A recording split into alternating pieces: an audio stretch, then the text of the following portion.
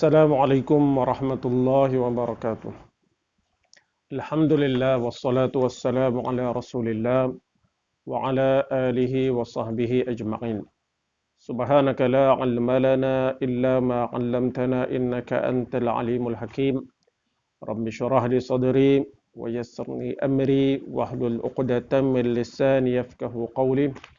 Allahumma 'allimna ma yanfa'una wanfa'na bima 'allamtana wazidna 'ilma ya arhamar rahimin. وأرنا الحق حقا وارزقنا اتباعه وأرنا الباطل باطلا وارزقنا اجتنابه وجعلنا ممن يستمعون القول فيتبعون أحسنا وأدخلنا برحمتك في عبادك الصالحين ولا حول ولا قوة إلا بالله ولا حول ولا قوة إلا بالله ولا حول ولا قوة إلا بالله العلي العظيم Allahumma yassir wa la tu'assir wa atmim bil khair ya karim wa ba'du. Alhamdulillah, segala puji bagi Allah Subhanahu wa taala, selawat serta salam ke atas junjungan Nabi kita Nabi Muhammad sallallahu alaihi wasallam. Mudah-mudahan kita diberkati hidup kita di dunia dan diberinya syafaat kepada kita di akhirat nanti. Mudah-mudahan kita sentiasa mendapat rahmat daripada Allah Subhanahu wa taala. InsyaAllah tuan-tuan, kita akan sambung pengajian kita dari kitab Mustikah Hadis jilid yang ketiga sampai kepada bab kelebihan bersedekah di dalam Islam. Pada pertemuan yang lepas, kita telah membicarakan sebahagian daripada tajuk hukum isteri bersedekah dari harta suaminya dan orang gaji bersedekah dari harta majikannya. Dari hadis yang disebutkan oleh Nabi SAW, seperti mana yang telah kita bicarakan sebelum ini, kata Nabi, "Iza tasaddaqatil mar'atu min ta'ami zawjiha ghaira mufsidatin kana laha ajruha wa li zawjiha bima kasabah wa lil khazini mithla dhalik." Kata Nabi SAW, apabila seorang isteri bersedekah dari benda-benda makanan kepunyaan suaminya, iaitu makanan yang tidak mudah rosak, iaitu isteri bersedekah dengan makanan kepunyaan suaminya, maka isteri tadi mendapat pahala dan suaminya juga mendapat pahala dengan sebab harta tadi usaha daripada suami. Begitu juga orang gaji yang menjaga harta tersebut dengan menyampaikan harta tersebut kepada orang yang layak menerima sedekah ini juga mendapat pahala. Jadi isteri bertanggungjawab menjaga harta suami sebaik-baik. Semasa membelanjakan harta, maka suami isteri ini tidak boleh membelanjakannya dengan cara yang tidak betul ataupun membazir. Jadi, hadis ini juga memberitahu sekiranya isteri ini ingin memberi sedekah dari harta suaminya, maka perlulah ia meminta izin. Kerana isteri bertanggungjawab menjaga harta suami. Apabila suami telah memberi izin, maka isteri pun ambil harta itu beri sedekah kepada orang lain, maka isteri yang menyampaikan sedekah kepada orang lain mendapat pahala dan suami juga pun mendapat pahala kerana harta. Dalam hadis yang lain, Nabi sebut la yajuzu limra'atin atiyatun illa biizni zawjiha. Tidak diharuskan bagi seseorang perempuan, ini isteri, memberikan sesuatu pemberian dari harta suaminya melainkan dengan izin suaminya. Tidak boleh beri apa-apa barang untuk sedekah dengan harta orang lain melainkan dengan izin tuan punya harta. Begitu jugalah isteri dengan suami. Isteri dengan suami. Namun di sana ada pengecualian. Yang akan kita bicarakan selepas ini. Antaranya disebut dalam muka surat 284 yang merupakan kuliah kita pada hari ini. Dalam pada itu ada pengecualian, iaitu kecuali benda-benda makanan yang sudah dimasak atau buah-buahan dan sebagainya yang telah menjadi adat diberikan atau dihadiahkan dan lazimnya tidak dilarang oleh suami, maka yang demikian tidak memerlukan izin suami. Jadi tuan-tuan, kata pengarang kitab ini, ada beberapa keadaan dikecualikan. Maknanya isteri boleh memberi sedekah daripada harta suami tanpa izin suami. Antaranya ialah benda-benda makanan yang sudah dimasak. Ataupun maksudnya, kalau makanan ni tak diberi, dia akan menjadi rosak. Akan menjadi rosak, makanan tu akan jadi rosak kalau tak diberi. Maka yang ni boleh diberi walaupun tidak mendapat izin daripada suami. Ataupun dah menjadi kebiasaan dalam rumah tangga tersebut memberi sedekah. Dan menjadi adat kebiasaan masyarakat itu memberi sedekah sesuatu benda tanpa meminta izin. Dan menjadi kebiasaan. Ataupun suami ni memang dah tahu dah isteri ni memberi sedekah dan suami ni pula redha dengan pemberian tersebut. Maka boleh isteri ini memberi sedekah tanpa izin suaminya. Pasal suami ni kalau orang tu isteri ni beri sedekah, dia seronok. Maka bolehlah. Pasal kita tahu adat kelazimannya suami ini tidak melarang isteri memberi sedekah. Maka bolehlah beri sedekah. Jadi berdasarkan maksud hadis yang telah kita bacakan yang membolehkan, maka di sini ditegaskan ketiga-tiga orang tersebut, iaitu suami, isteri dan orang gaji yang mengambil berat memberi dan menyampaikan sedekah kepada orang miskin walau dengan sedikit makanan sekalipun amatlah besar pahalanya. Daripada hadis yang kita baca tadi menunjukkan bahawa pemberian sedekah walaupun sedikit namun pahalanya berganda-ganda besar. Siapa yang akan mendapat ganjaran pahala ni? Semua orang yang terlibat di dalam menyampaikan sedekah kepada orang yang memerlukan. Baik yang mempunyai harta, yang mengumpulkan harta, yang menyampaikan harta, yang menolong menyampaikan harta, semua yang terlibat ini mendapat pahala di sisi Allah Subhanahu wa taala. Mari kita baca hadis yang seterusnya. An Abi Hurairah radhiyallahu anhu anna Rasulullah sallallahu alaihi wasallam qala inna Allah azza wa jalla la yudkhilu bi luqmatil khubzi wa qabsatit tamri wa mislihi mimma yanfa'ul miskin salasatan al-jannah. Mimma yanfa'ul miskin al-jannah. Al-amira bih. Macam ni tuan-tuan. Kata Nabi, Inna Allah azza wa jalla la yudkhilun. Ruya an Abi Hurairah radhiyallahu anhu anna Rasulullah sallallahu alaihi wasallam qala Inna Allah azza wa jalla la yudkhilu bi luqmatil khubzi wa qabsatit tamri wa mislihi mimma yanfa'ul miskina thalathatan al-jannah al-amira bih والزوجة المصلحة له والخادم الذي يناول المسكين وقال رسول الله صلى الله عليه وسلم الحمد لله الذي لم ينس خدمنا.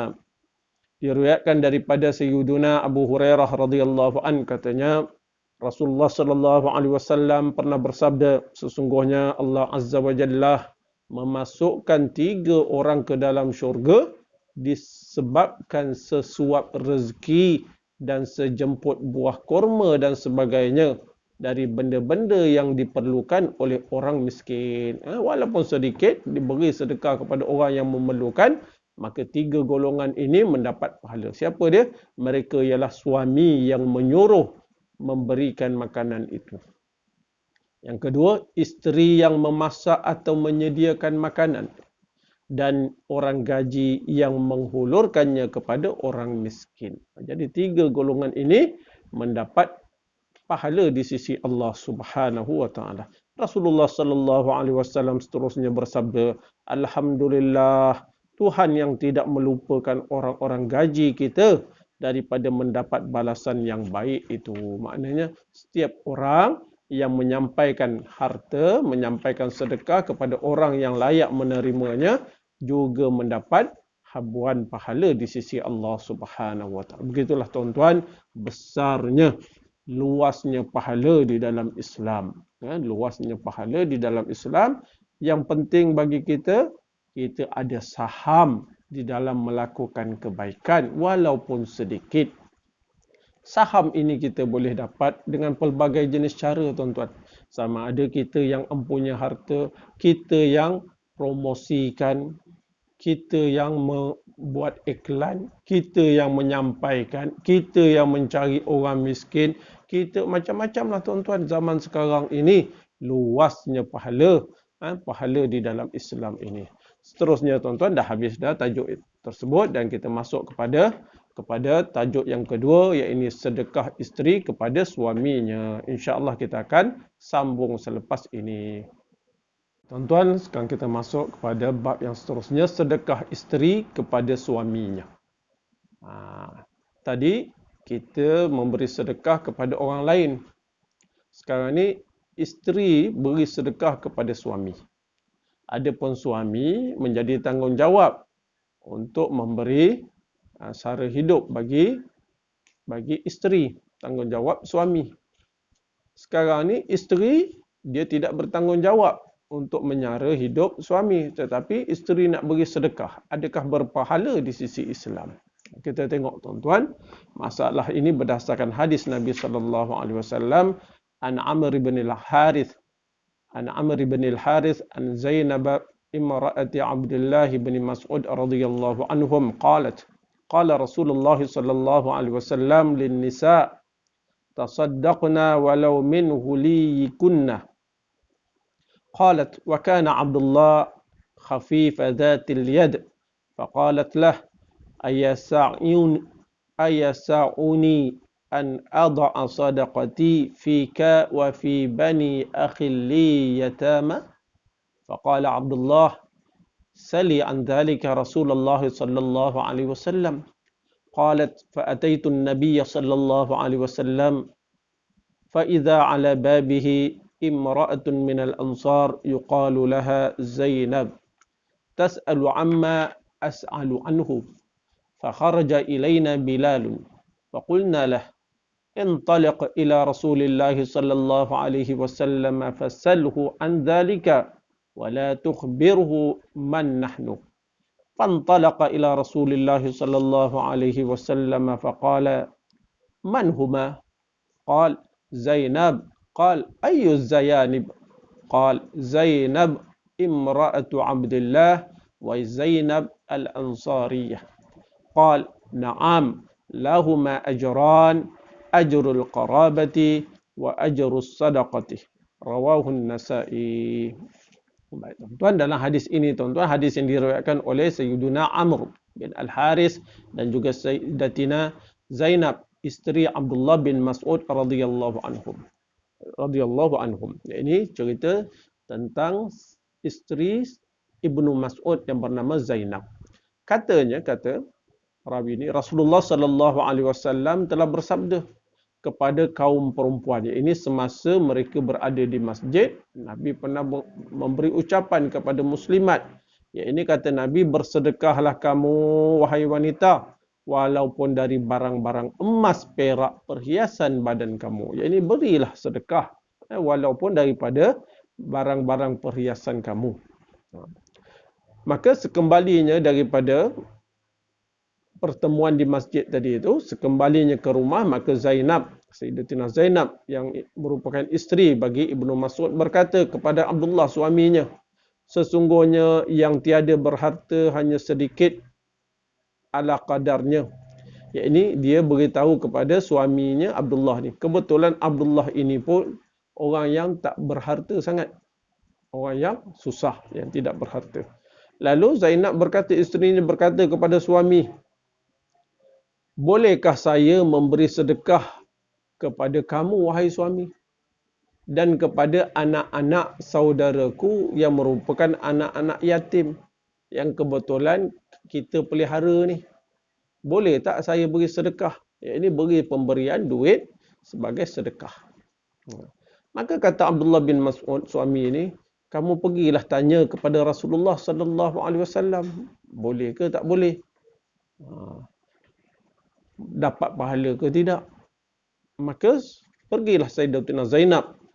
Aku pun pergi menghadap Nabi SAW. Tiba-tiba bila sampai di rumah Nabi, aku dapati di luar pintu rumah baginda SAW seorang perempuan dari kaum Ansar yang bernama Zainab juga datang ke rumah Nabi hendak bertanya persoalan yang aku ingin tanyakan kepada Nabi. Maka bila dah sampai di rumah Nabi, lalu keluarlah daripada rumah Nabi itu Sayyidina Bilal bin Rabah. Dan datang mendapatkan kami berdua. Kami pun menerangkan masalah kami kepada Sayyidina Bilal. Berkata kepadanya dan kami pun beritahu kepada Sayyidina Bilal, tolong pergi tanyakan hal ini kepada Rasulullah SAW dan jangan khabarkan kepada baginda siapa kami. Begitulah keadaan tuan-tuan umat Islam yang gemilang pada zaman dahulu. Sebelum nak melakukan sesuatu perkara, mereka bertanya dulu bagaimana pandangan Islam, bagaimana boleh ke tidak boleh ke, kepada Rasulullah sallallahu alaihi wasallam. Kenapa tuan-tuan? Kerana mereka ingin memastikan perkara yang mereka melakukan itu mendapat keredaan Allah Subhanahu wa taala, apatah lagi tidak bercanggah dengan ajaran Islam. Maka dia menjadi panduan bagi kita tuan-tuan, sebelum kita nak melakukan sesuatu perkara, maka hendaklah kita bertanya kepada alim ulama, apakah boleh ataupun tidak sesuatu perkara itu. Maka Sayyidina Bilal pun pergilah bertanyakan masalah mereka berdua ini kepada Rasulullah sallallahu alaihi wasallam. Lalu Rasulullah sallallahu alaihi wasallam pun bertanya, siapa mereka berdua tu yang tanya soalan ni? Maka Sayyidina Bilal pun menjawab, Zainab. Baginda sallallahu alaihi wasallam bertanya lagi, Zainab, mana satu Zainab? Zainab ni ramai, mana satu Zainab? Maka Sayyidina Bilal pun menjawab, ini Zainab isteri Abdullah bin Mas'ud dan juga Zainab Al-Ansariyah. Nabi tanya itu kerana nak tahu latar belakang orang yang bertanya. Barulah kita boleh beri hukum sedekah itu boleh ataupun tidak. Sedekah itu memberi manfaat ataupun tidak. Ini menunjukkan kita bila nak memberi hukum, nak menyatakan sesuatu hukum boleh ke tidak, kita kena tahu latar belakang isu tersebut, perkara tersebut. Maka selepas dengar dua nama tersebut, maka kata Nabi sallallahu alaihi wasallam, kata Nabi, ya, ini boleh bersedekah kepada suami dan juga kerabat. Boleh bersedekah, seorang isteri bersedekah kepada suami dan kerabat. Kedua-dua Zainab itu beroleh dua pahala. Maka dua orang isteri ini dia mendapat dua pahala. Pertama, pahala menghubungkan silaturahim dengan suami dan kerabat. Dan yang kedua ialah pahala sedekah itu sendiri. Maka bolehlah seorang isteri memberi sedekah kepada suami, apatah lagi suaminya itu tidak berharta, ataupun memberi sedekah kepada kaum kerabat.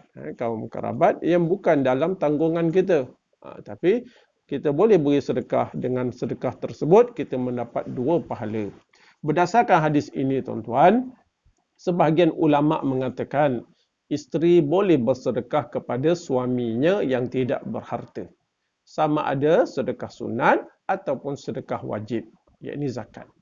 Kerana baginda menyebutkan sedekah secara umum. Ada sebahagian ulama dia menggunakan hadis ini antara lain, mereka menyatakan boleh seorang isteri ini memberi sedekah. Sama ada sedekah sunat maupun sedekah wajib yang merupakan zakat. Beri kepada siapa? Beri kepada suami. Pasal apa boleh? Kerana hadis tersebut menceritakan sedekah secara umum. Maupun sebahagian lagi ulama pula menyatakan hanya sedekah sunat yang dibolehkan bagi isteri memberikannya kepada suami. Kerana sedekah yang tersebut di dalam hadis ini adalah sedekah sunat, tidak ada kena-mengena dengan sedekah wajib, iaitu zakat. Tidak ada kena-mengena dengan sedekah yang wajib. Itu perbahasan para ulama. Begitulah tuan-tuan, di dalam Islam ini luas sempadan sedekah, dan insya-Allah kita akan baca pula tajuk yang seterusnya, membantu janda dan anak-anak yatim. Islam menggalakkan umatnya membentuk masyarakat adil sehingga tidak ada orang yang memerlukan bantuan yang terbiar dan tidak mendapat pembelaan. Jadi Islam ini tuan-tuan, agama yang amat mengambil berat tentang keadaan masyarakat. Islam tidak boleh menerima sekiranya ada di dalam masyarakat itu golongan yang memerlukan bantuan, orang yang miskin, tetapi mereka terbiar tanpa ada pembelaan. Begitulah Islam mengambil berat tentang masyarakat. Selain daripada fakir miskin yang telah diterangkan pada bahagian yang lalu, maka dalam hadis berikut diterangkan pula mengenai janda dan anak-anak yatim. Selain daripada golongan fakir miskin yang perlu dibela dan perlu mendapat pembelaan dan perhatian masyarakat, begitu jugalah janda dan juga anak-anak yatim. An Abi Hurairah radhiyallahu anhu qala qala an-nabiy sallallahu alaihi wasallam as-sa'i 'alal armalah wal miskin kal mujahidi fi sabilillah awil qa'imil laila as-sa'imin nahar, rawal Bukhari. Dari Sayyidina Abu Hurairah radhiyallahu an katanya, Nabi Muhammad sallallahu alaihi wasallam telah bersabda, orang yang berusaha membantu seorang perempuan janda atau seorang miskin samalah pahalanya seperti pahala orang yang berjuang pada jalan Allah atau seperti pahala orang yang selalu mengerjakan sembahyang tahajud pada malam hari serta berpuasa pada siang hari. Tengok tuan-tuan, besarnya pahala orang yang membantu orang miskin ini. Disebut dalam hadis ini, iaitu seorang perempuan janda atau seorang miskin. Tak kira dia janda ke tidak ke, asalkan dia seorang miskin. Disebut janda ataupun orang miskin. Orang yang memberi bantuan ini, pahalanya seperti pahala orang yang berjuang di jalan Allah. Atau seperti pahala orang yang selalu mengerjakan ibadat sembahyang tahajud di waktu malam dan puasa di siang hari. Bagaimana tuan-tuan? Pahala yang besar. Kemudian mengenai anak yatim pula hadisnya, an Sahli bin Sa'adin radhiyallahu anhu anin Nabi sallallahu alaihi wasallam qala ana wa kafilul yatimi fil jannati hakada wa qala bi isba'ihi as-sababa wal wusta, rawahul Bukhari. Dari Sahal bin Sa'ad radhiyallahu anhu dari Nabi sallallahu alaihi wasallam sabdanya, aku kata Nabi dan orang yang memelihara anak yatim, orang yang memelihara anak yatim, yang melaksanakan tanggungjawab dengan sebaik-baiknya tanpa melakukan pengkhianatan kepada anak yatim, orang yang mengambil berat dan yang memelihara anak yatim dengan sebaik-baiknya, kata Nabi, adalah aku dan mereka ini di dalam syurga. Seperti ini kata Nabi, sambil baginda sallallahu alaihi wasallam menunjukkan dengan dua jarinya, iaitu jari telunjuk dan jari tengah yang dirapatkan. Jari telunjuk dan juga jari tengah yang dirapatkan. Menunjukkan dekatnya orang yang membela, yang menjaga, memelihara anak yatim dengan Nabi SAW di dalam syurga. Begitulah tuan-tuan, hadis yang menggalakkan kita mengambil berat keadaan janda, anak-anak yatim maupun golongan miskin yang lain dan diberi bantuan kepada mereka untuk meringankan beban mereka ini, dan kita tidak rugi kerana kita tetap mendapat pahala, kita mendapat pahala di sisi Allah Subhanahu wa taala. Jadi cukup sekadar tu tuan-tuan. Insya-Allah kita sambung pada masa akan datang. Wallahu taala a'lam. Assalamualaikum warahmatullahi wabarakatuh.